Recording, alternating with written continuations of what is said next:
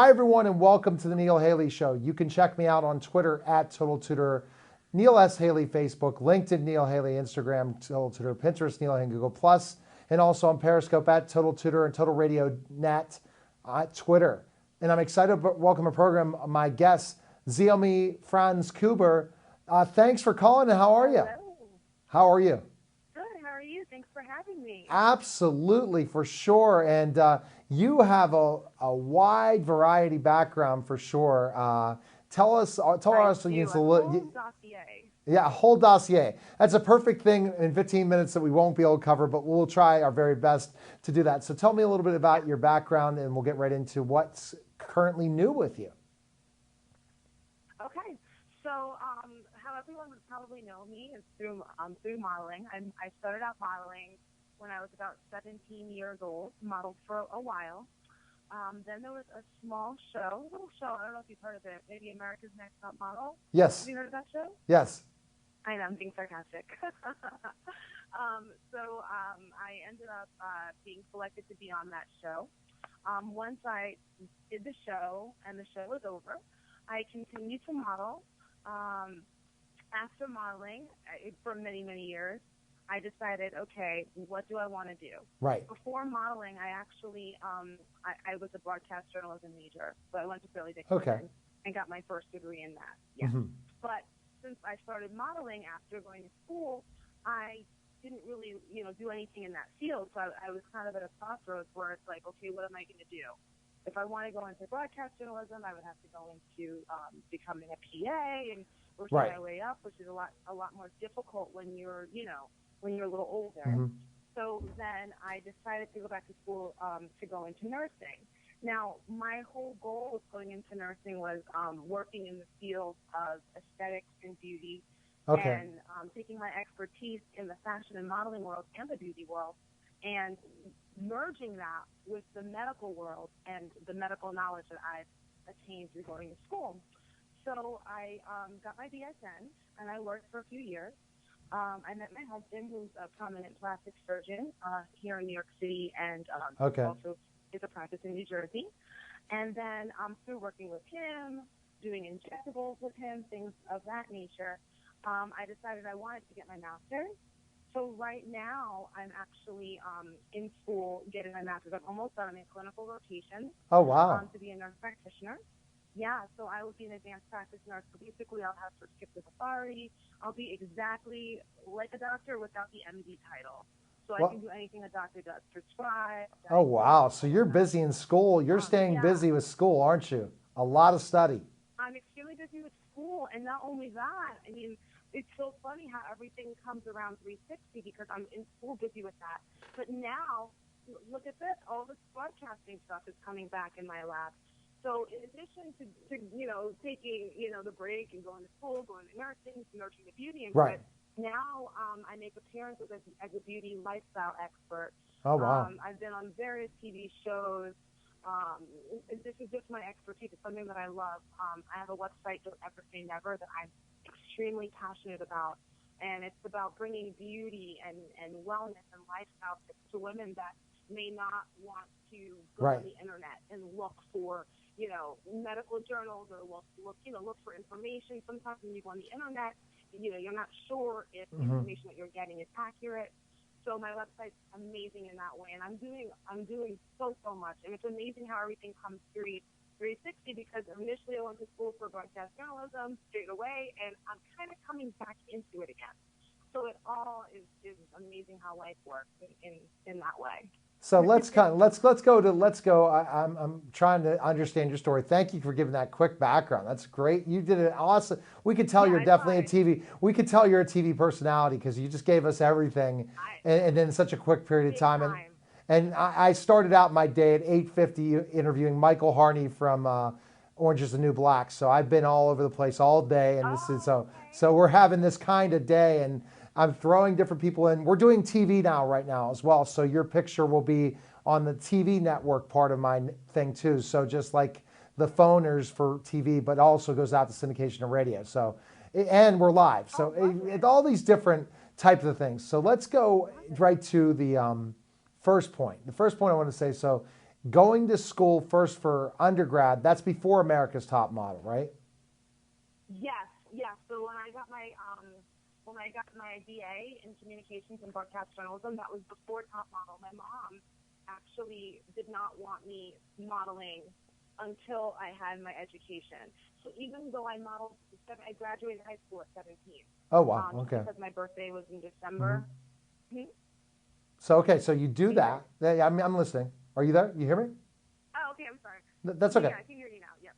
Okay. No, I was just, So yeah, so there was a I pause because you said about you graduated. And so once you, so your mom wanted you to go graduate from school, but then getting involved in this right. show and modeling and getting around the show, it was different because you were already had a degree, right? Compared to a lot of the other people. Correct. Yes, I already had a degree going into the show. I did, and it like I said, my mom would not allow me Right. to say, okay, you know what, mommy, I want to be a model. So my mom was like, no, that's not happening. You're going to go to college, and then if you want to model, during your break, you can do that. Or it was something that I kind of didn't have a choice, but I'm glad that I did. So it's the best thing I've ever done was go to school 3 times now. Well, if you're going as high level as you are now in the medical field, Yes. I think you're glad you did Correct. go to school. And it's very weird how I am beyond. but you're getting popular again, so look out. We'll see. You'll be working, and I'm sure you'll be walking into the doctors at one point in time, right? Being a guest on the doctors, I'm sure, or co-hosting. I think that's going to happen, especially when you get all that more medical background. So, going into this reality show, this modeling show, tell us a little bit about the story of how that went and the experience of it. Okay, so going into the show was a little different for me than some of the other girls because I already, at that particular point, was modeling in New York City. I had an agency, and I was already working in that sense. Now, you have to remember, we have to cut back. This is like maybe a little over 10 years ago, which is crazy to even think about. But there was no Facebook, there was no Twitter, or social media. So it was very, very different the way in which the industry, was back then to what it is right now. So I remember, I was watching season 1 of my show, and I thought, oh, this is kind of a cool concept. I think the only other, competition-style reality show at that time was American Idol. So I was like, okay, this is kind of cool. It's like a competition show, but, for modeling, I said, okay, I model. Maybe I can do this. And it was just funny. At that time, they were just send in a tape, talk about yourself. And, right. We'll call you if we're interested. And I sent in a tape. I think I made it really quickly. And they called me for a semifinal round. Semifinal round. I went to the semifinal round. But I didn't hear anything for 3, 4, 5 months. Oh, no. And I was like, oh, whatever. I didn't get it. No, I was like, whatever. But, I was modeling anyway. So for me, it wasn't a big deal. And then I was on a family vacation in Mexico. Right. And I actually received a phone call because our cell phone doesn't work in Mexico. So I received a phone call at the hotel from my aunt because I put her down as my emergency contact. Right. And she's like, the production company from Top Models was trying to reach you. They need you to fly to LA for the finals. And I'm like, what? I'm on vacation.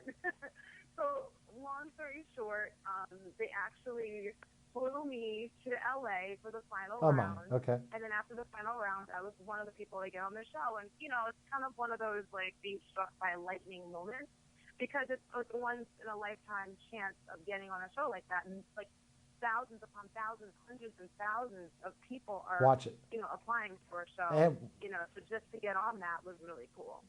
Okay, so the experience, how close were you to winning? So I was eliminated 5th. I think there were 8 or 9 of us or something like that. So I made it pretty far. It was, like I said, it was a great experience at the time. I think it worked for me to be eliminated that early because after the show, I was able to still kind of maneuver my way in the modeling industry. And some people knew who I was and others didn't. And that kind of helped me with working. I know some girls, if you're really recognizable from a show, clients may not want to work with you. So I was very, very fortunate that, I kind of just made it. I made it enough to be known, but also to kind of go under the radar when it came to client booking. That's fantastic. It worked out for me. Yeah, and so Yeah, so then you get back into the modeling gig, and then you decide to go back to school. You meet your husband in that between, all these different things. Now let's place this latest projects. You said you're going back to school, but now your latest projects to promote. Go ahead with that. Right. So back to school, and in addition to being in clinical rotations and all the schoolwork that I'm doing, right now I'm kind of emerging as this beauty lifestyle expert. It kind of all worked out in a crazy way. It's just the way life has happened, and I've had these amazing opportunities to go on television shows and talk to women and talk to viewers about things for your skin, things for beauty, lifestyle tips, things that I'm passionate about. And it's important in life to be passionate about what you do. And for me, I could do this all day. I'm a talker. I'm a natural, personality type of person. Right. So for me, this is something that I can, bridge, take all of my talents and expertise and ball it up and put it into one thing. And it's just been working out amazingly. So I'm really passionate with that. Great. And in addition to that, I have don'teversaynever.com. That is my site. It is a site that, like I said, women can go to, that I speak about various things that can help them with health, with beauty, with wellness, everything all around. Great. Where it's kind of like a one-stop shop. So I'm very passionate about that as well. And, like I said, everything is coming together. It's amazing how life is 360 back into the television. Exactly. Broadcast world. How are you going to do that? So this is the question I have to ask you. How are you going to do this? Especially if you keep getting on different shows, you have, your brand stuff, and then you have school and then getting a job. So how are you going to juggle all these things? Here's the thing. Yep. Very, very simple. I already have it all mapped out. So as far as school is concerned, I'm done with clinicals in February. Right now, my clinicals are 2 days a week. So, like, for instance, I was just in California last week. I did my clinical rotations Monday and Tuesday. Okay. I flew out to California on Thursday. I had an event to attend, and then I was on San Diego Living. So, giving, do-it-yourself skincare tips, and I'm all over the place. I was in Baltimore the other week on Fox 45 in the morning. Before that, I was in Harrisburg, Pennsylvania. So I'm constantly traveling, but it worked out for me because I don't have a conventional job in the sense where I have to go in and work every day. I'm just in clinicals two times a week. So that's what's been, how I've been able to do it. When I'm done with clinicals and I sit for my board certification, once I'm done with that, my husband, as a plastic surgeon, I will probably come in a couple of times a week, see my patients, do my fillers, my Juvederm, my Botox, my patients that I would see, some laser aesthetic work with them as well, and still continue to do what I do. And even, like, let's say this all branches out and I'm doing what you're doing, or I'm on a television show and it's a regular gig, I would still have like 1 day a week that I would see patients because I still my love. I still like being. So you're well planned out. Okay, best place to find information and learn more about you again is your website, and how can we follow you on Twitter and all those places? Where can we go? Yes. So huge for me. Instagram actually is even bigger, but my Twitter is also, it's all connected. So my Instagram and Twitter handles are Don't Ever Say N as in Nancy, V as in Victor, R. Okay. So Don't Ever Say NVR. Those are my handles. My website, www.don'teversaynever.com. I'm very active on the site. You can subscribe to my newsletter. I send one every month. And I'm fantastic. My site is amazing and constantly updating. Well, thanks for calling. Enjoyed the story, and update me when you have some new news. Okay, sound good? I absolutely will. Sounds amazing. Take care. Thanks for calling. Okay, see you. Bye bye. Bye bye. Goodbye. You're watching the Neil Haley Show, and we'll be back in just a moment.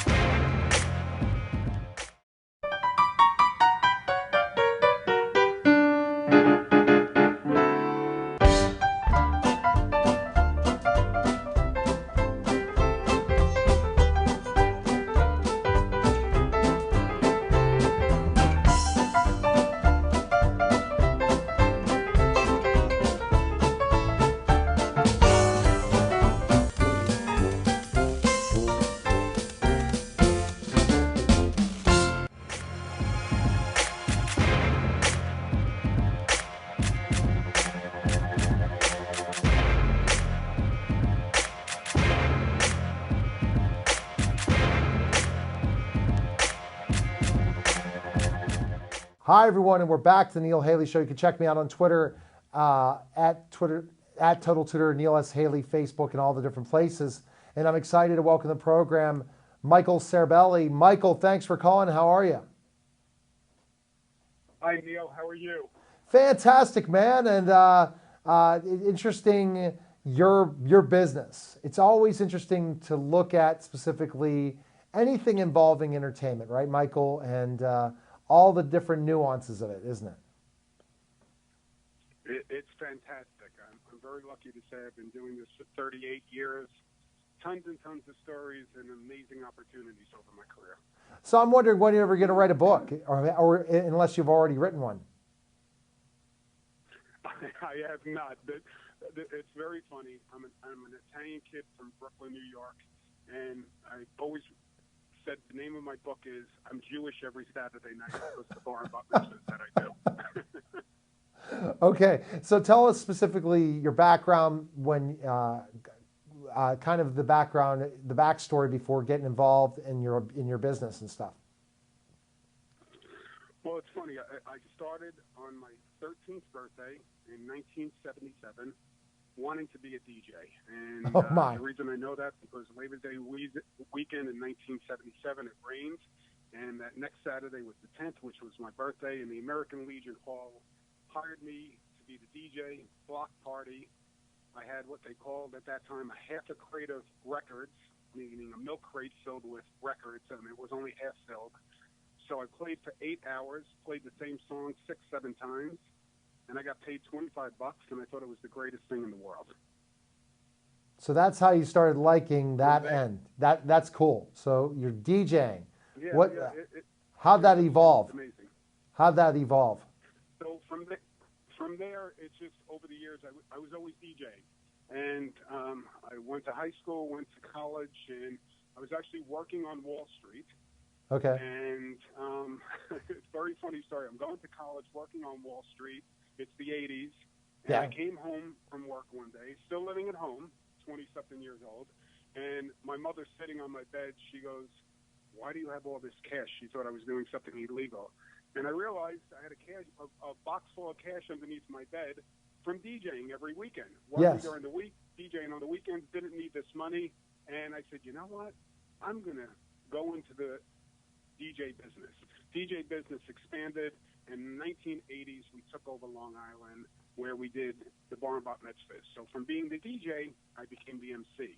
And from being the MC, working with the DJ, we brought in dancers. We brought in lighting, videotaping. One thing I learned was never say no. If a client asked me to do something, yes, I could do it. I would learn how to do it correctly, and my business just grew and grew and grew. We took over the market in the 80s and 90s. 2000, I merged my business with another company because I wanted to get involved with corporate. And the funny story on corporate was a gentleman came up to me at his 40th birthday and goes, "You're going to do my incentive program in Puerto Rico." I said, okay. I knew nothing what an incentive program was, but I heard Puerto Rico, and he wound up being the president of Shearson Lehman at that time. Wow. And he just put me on the road to corporate America. And I wanted to do more. I wanted to understand why they do these meetings, what goes into the production, the general sessions, the breakouts, and all that. So never saying no grew my business where I am today, producing some of the greatest events socially and some of the greatest events in corporate America. And lucky to say there's a great story behind it, but I was able to produce the music at Paul McCartney's wedding. Wow. At the Mills in Ireland, produced the music at Billy Joel's, Robert De Niro's, so many brushes with greatness, being involved in there and using them for my events as well. That's tremendous story of how that business developed and how you became so much more than a DJ. You started that to the emceeing, and then you're the kind of person, like, we think about fireworks, Zambelli in Pittsburgh, okay? Well known. You're going to have an event like 4th of July or something. You hire them. You are the entertainment business to that. I've hired them. You've hired them. So you know. One more time, Neil? Yeah, I said you've hired them, right? Yes, yes. You've hired Zambelli. Okay. So you know exactly. I have. Go ahead. Michael, are you there? Yes, Neil, I'm sorry you cut out there on me. I apologize. Could you repeat that? No, I just said, so you hired them, correct?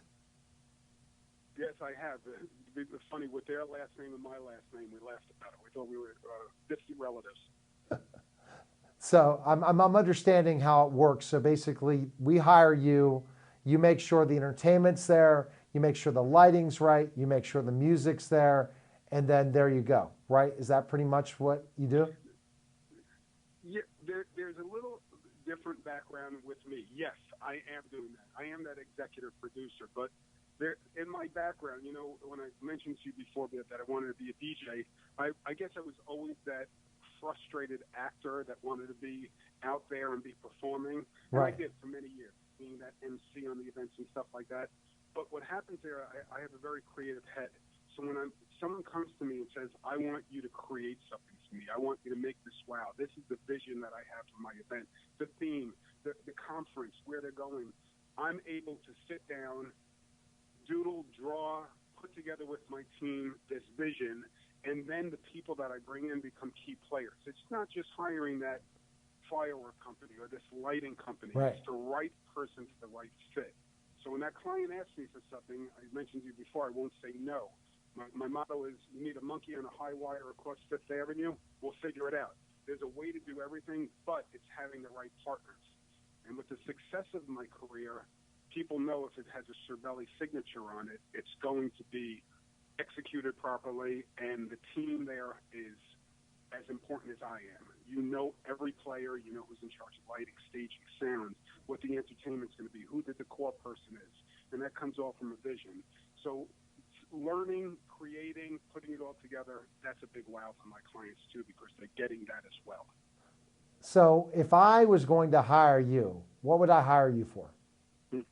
So I'm sorry, this is just kind of questions to really see if it's the big wig. You talked about the people you've done that are celebrities, but what kind of event would I hire you for? So Cervelli Creative, the company itself, what makes it fantastic is it could be any piece of the puzzle. Because I am sometimes the executive producer.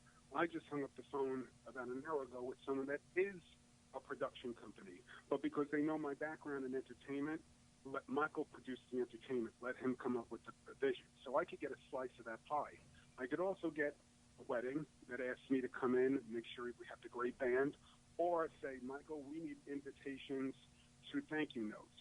So I could be doing that. The corporate America version of it as well, bring in the entertainment, help us produce the general session, do our content, what's our opening act. So the company itself as a creative agency could be anything. So I never say no to any of my clients. A lot of people look at me like, why would you take a simple job like that? Well, no job is simple. No event is simple because there's a part of production that goes into it. Whether it's even the DJ that has to pull up, load in, set up for a simple Friday night event, they want someone in the background, timing, execution, everything, being set up properly, having the right tools. That's something I've learned over the years. The demographics of an event do not change. I don't care what state you're in. There's a part of production that has to go into it. So knowing the simplest event to the most detailed event, which probably just took 8 months of my life, where I probably produced one of the largest bar mitzvahs in New York City. Wow. Multi-million-dollar event where we designed everything from the invitation to the thank you note. That 300 guests were supposed to be there. We wound up having 500 guests. We took over the Barclays Center in New York City. Wow. And in between all that, it was a wow. Neil, when I tell you a wow, it took me to an area that was so satisfying that you were able to take a simple design and create it, what I'd say, doodle on a napkin and make it come alive, and work with an incredible client that had visions as well and execution that he wanted properly, to take that and all make it come to life and have challenges there. Because when I mentioned to you demographics, if you look at demographics, here's a DJ that has to load in, he has to know how to get into the venue. Here's my event, the same thing. I have a Knicks and Nets game on Friday night, and the Knicks and Nets, it's probably the two worst teams in basketball. Yeah. It's going to be a sellout audience in Brooklyn, New York, because they're both playing each other. Brooklyn Nets, the New York Knicks, sellout audience. They leave on Friday night. We have to rip up everything on that arena floor, including the floor itself, the basketball court, push back the seats, load in carnival rides, and I mean amusement rides that you would see at a state fair. Build a stage that rotates because Pitbull is going to be performing. Take the entranceway and build Did you just say Pitbull will be performing? That's right, because Pitbull is going to close the night out, and that's amazing. But for the ceremony, who leads the ceremony? Max Weinberg and the Rock and Soul Band, because Max Weinberg's an incredible drummer, and we're bringing in the drums from Israel for this bar mitzvah. So we have one of the best drummers in the world, Bruce Springsteen's drummer, leading the band for the ceremony, and also coordinating that Aaron Neville is going to sing the first song that night. All right, Michael. Best place we can find your story's so amazing. We definitely 13 to 14 minutes is not enough time, but best place we can find information on you, Michael, and anything that you have new to promote, let us know. Where can we go? So best way to get to touch with me, Michael Cerbelli on Facebook, Cerbelli, or MC Approved on Facebook as well. New items coming out each week, releasing new great ideas. And my website's under construction right now, but that's Cerbelli Creative. Always open to ideas, helping, supporting people. And Neil, I thank you for this short 15 minutes, but I hope I gave everybody some fun stories.